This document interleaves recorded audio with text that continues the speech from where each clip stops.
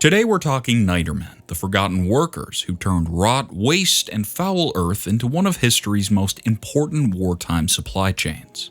Before clean factories, saltpetre came from barns, latrines, stables, dovecotes, and caves. It was slow, filthy, and vital. So how did decay help keep armies fighting? Let's dig into the Nitermen's secret and see what history buried there. Number 1. The chemistry of decay. A niterbed sounds like something pulled from a dusty survival manual, but the real story is stranger than most people expect. It was not clean, it was not quick, and it definitely was not the sort of old-world skill anyone would brag about at dinner. This was the dirty underside of the gunpowder age. The material people were chasing was saltpetre, also called niter or nitrum in older sources. It became one of the hardest gunpowder materials to secure. A kingdom could have wood for charcoal, it could find sulfur through trade or volcanic regions. But saltpetre, that was the bottleneck that sent governments into barns, latrines, stables, livestock buildings, caves, dovecotes, and foul old floors. That is where the Nitermen came in. Men who looked for nitrous earth, meaning earth shaped by long exposure to waste, urine, manure, animal bedding, compost, moisture, and time. Where a normal person saw a ruined stable floor, a Niterman saw years of animals standing in one place, soaking into the ground, straw breaking down, air moving through cracks, and minerals slowly building into the soil. Which is the strange part. See, back then, nobody understood bacterial decomposition the way modern science explains it now. Nitermen were not walking around with lab coats, microscopes, or polished vocabulary. They had to learn everything by pattern. Certain places produced useful earth. Certain smells, buildings, soils, and long-neglected spaces became worth digging through. The knowledge they acquired was ugly, but it was still knowledge. Historical sources mention human waste, horse dung, urine, dung heaps, latrines, toilets, livestock barns, chicken coops, dovecotes, pigeon shelters, bat droppings, gutters, and nitrate-rich cave earth. Now before we crawl deeper into history's outhouse, hit subscribe. It's free, cleaner than a niterbed, and nobody has to explain your search history to the grandkids. Even composted human feces and urine from drunks appear in some accounts of European saltpetre farming. Sounds almost too ridiculous to be true, but it says something important about the world these people lived in.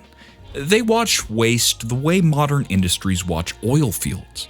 A niterbed, in broad historical terms, was a managed environment where organic matter, earth, straw, lime, clay, ash, moisture, and time were brought together to encourage the formation of nitrate-bearing material.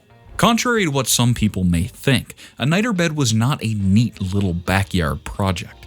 It was closer to a slow, filthy biological factory. And it depended on patience, weather, smell, animals, labor, and constant attention. Straw was an integral part of it because it helped give structure to the bed. Air was important too because the material couldn't just sit there and become a dead, soaked mess. On the flip side, moisture mattered too because dry waste would not keep changing in the same way. Lime, ash, old mortar, and alkaline earth appear again and again in historical descriptions because people associated them with productive nitrate environments. They may not have spoken in modern chemical terms, but they knew when something worked often enough to be worth repeating. One thing to note is that these beds were not always the best source.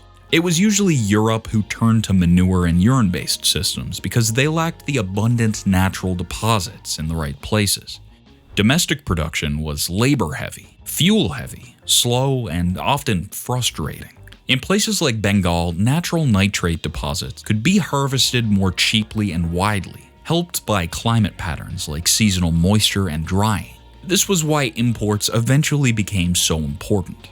Regardless, the Nitermen came up with a good workaround, all built out of scarcity. To them, one man's filth is another man's strategic resource. And somewhere under all the rot, straw, damp soil, and animal waste sat one of the materials governments became so desperate to control. If you enjoy forgotten history with a little bit of dirt under its fingernails, subscribe. we'll keep digging up the strange old stories your school teacher conveniently skipped. Number 2. The historical build process. Now, historically, a niter bed was not something thrown together on a weekend and bragged about afterward. It was part of a larger system.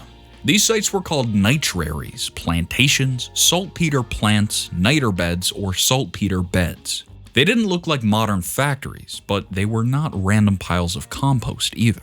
They were managed heaps built over time. The interesting part is not the exact method, rather it's the system. Workers gathered or watched waste-rich material. They tended beds. They scraped old floors. They looked in structures where animals, people, and decay had been doing their slow work for years. They moved earth, washed material, burned fuel, carried water, handled barrels, and fed a supply chain that stretched far beyond the farmyard. This was where the Nitermen became valuable. He knew where useful earth might be found. A stable floor was not just a floor. A dovecote was not just a bird shelter. And a latrine was not just a place everyone wanted to ignore. In this world, every foul corner had possible military value. Some material came from managed beds. Some came from old dung heaps. Some came from barnyards, gutters, chicken coops, outhouses, caves, and abandoned structures. Nitrated soil could form naturally on the doors and walls of toilets and livestock barns through long-term accumulation of urine and excrement. I know, that is a disgusting sentence, but it gets right to the heart of the industry. War reached into places ordinary people considered private, filthy, or beneath notice. And all of that caused real resentment. See, in early modern England, royal saltpetermen were empowered from at least 1492 onward to procure nitrate-bearing material. Under Elizabeth I, James I, and Charles I, the state defended its right to extract saltpeter from domestic waste sources. That meant the search for niter was not just a quiet craft. It became a clash between government demand and private life. Farmers did not always welcome men digging through their property. Some bribed them, some negotiated, and some resisted. Some even confronted them violently. The work could be destructive, exploitative, and deeply unpopular. A saltpeterman might not arrive with a sword, but he arrived with state authority, and sometimes that was enough to make him hated. One foul little story from 1628, it involves a saltpeterman named Nicholas Stevens, who reportedly dug up a parish church floor. Now, when confronted about the sacrilege of destroying a house of worship, he defended his excavation with a notoriously crude justification, claiming that the dirt under the benches was unmatched in quality because, quote, the women piss in their seats, which causes excellent saltpeter. Nothing was too private, too sacred, or too disgusting when a state needed powder. Leaching was the authority moment in this old system, but it needs to be understood with history, not instruction. Broadly speaking, workers used water to draw soluble nitrate-bearing material out of the earth. That liquid could then enter further processing in saltpeter works. The story is not about measurements, temperatures, repeated passes, or clever tricks. The story is about transformation. Dirty local earth entered a chain of labor and eventually became part of the military supply world. It was a chain that required a lot of things for it to work. Containers, water, wood ash, fuel hauling, storage, supervision, and people willing to do just awful work. The dirty part got attention, but the scale of it all, that's what I really think is important. A few promising heaps could not feed a war by themselves, and a serious supply chain, that needed organization. England gives one version of that pressure. Around 1600, roughly half of English gunpowder reportedly used domestically mined or manufactured saltpeter. By the late 1660s, it had reportedly fallen to less than 5% after imported supplies took over, which shows that while domestic niter production was useful, it also had its limits. Imported natural saltpeter could be cheaper, faster, and easier to gather at scale than scraping off old floors and tending foul beds at home. That does not make the Nitermen less interesting, though. It makes them more believable. On the surface, there was nothing glamorous about what they did, but they were an important part of a messy answer to a hard problem. Europe leaned on this kind of work partly because it did not have China's easier historical access to saltpetre. Chinese alchemists had already experimented with saltpetre-containing mixtures by the 9th century, and gunpowder weapons developed there long before Europe's firearms culture matured. When firearms became more common in late medieval and early modern Europe, the hunger for saltpetre grew. The kind of hunger that turned manure, urine, compost, and nitrated soil into strategic material. Number 3. Refinement and historical importance. Saltpetre is important because gunpowder depended heavily on it. Charcoal and sulfur were important too, but saltpetre was always the hardest ingredient to secure because it didn't occur naturally. Sulfur could be obtained from regions like the Aeolian Islands, Etna in Sicily, Pazuli, San Filipino, and Iceland, with trade networks moving it across long distances. Charcoal only needed wood and controlled burning. Both sulfur and charcoal were easily obtainable, but saltpetre was the one ingredient that sent states digging through toilets, barns, caves, compost heaps, and trade routes. And that's why governments treated it like a strategic resource. Song China restricted private trade in saltpetre and sulfur between 1067 and 1076. Early modern England gave saltpetermen authority that made people hate them across the countryside. Later on, 18th century France nationalized gunpowder production in 1775 and pursued improved artificial saltpetre production. These were not isolated weirdos playing with dirt. No, these were far bigger. But as with everything, niter beds have their pros and cons. We've sort of already talked about the pros earlier, so let's talk about the cons. They were slow, dirty, inconsistent, and hard to scale. Manure and urine-based production grew partly because people lacked better natural resources nearby. When British supply became more available from other places like, again, Bengal, it could beat domestic methods on speed, cost, and volume. This proves that the old domestic systems, though they were necessary at certain points in history, were not always efficient.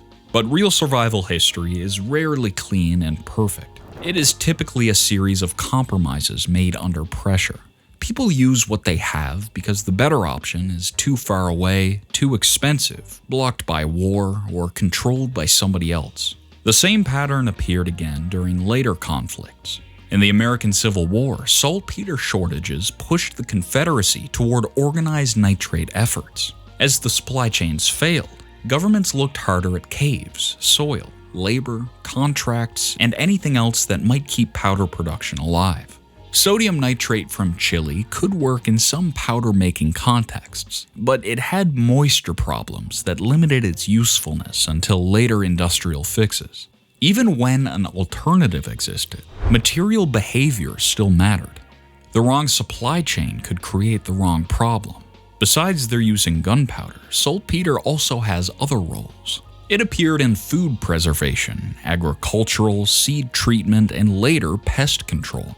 Impurities could also affect the results of curing meat, fertilizing fields, and powder quality. Still, the main reason governments obsessed over it was war. Powder mills needed it, armies needed powder, and countries needed armies. It was ugly, and it gave niter its power. Now, we're not advocating for survivalists to recreate these systems, of course. It would miss the whole point of modern smokeless powder, or even tree stump removers. The thing to note here is that civilization depends on hidden labor. Modern people, they see finished products. They see ammunition, tools, fuel, fertilizer, medicine, food, and hardware sitting on shelves. Older societies, on the other hand, had to understand the chain underneath those things. They knew the charcoal burner, the miner, the hauler, the cooper, the tanner, the lime burner, and the nitermen all mattered. The nitermen's secret was not a better formula. The secret was that empires were willing to dig through filth because without supply chains, even the strongest army becomes a crowd of men holding useless metal.